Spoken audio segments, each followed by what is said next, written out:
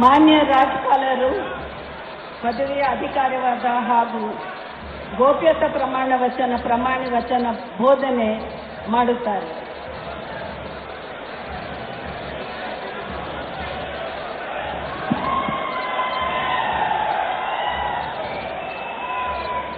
ನಾನು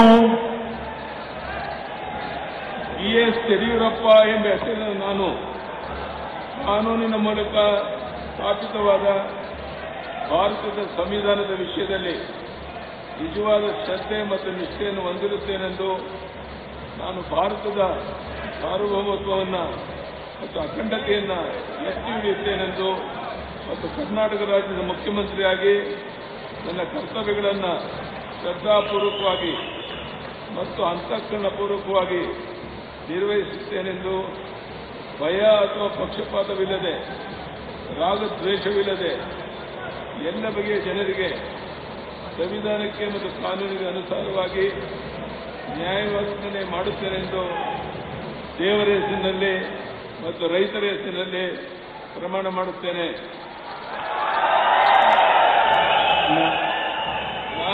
ನಾನು ಎಸ್ ಯಡಿಯೂರಪ್ಪ ಎಂಬ ಹೆಸರಿನ ನಾನು ಕರ್ನಾಟಕ ರಾಜ್ಯದ ಮುಖ್ಯಮಂತ್ರಿಯಾಗಿ ನನ್ನ ಪರ್ಯಾಲೋಚನೆಗೆ ತರಲಾಗುವ ಅಥವಾ ನನಗೆ ತಿಳಿದು ಬರುವ ಯಾವುದೇ ವಿಷಯವನ್ನು ರಾಜ್ಯದ ಮುಖ್ಯಮಂತ್ರಿಯಾಗಿ ನನ್ನ ಕರ್ತವ್ಯಗಳನ್ನು ನೀಡುವ ಮುಖಾಂತರ ಮಾನ್ಯ ರಾಜ್ಯಪಾಲರು ಅಭಿನಂದನೆ ಸಲ್ಲಿಸುತ್ತಾರೆ.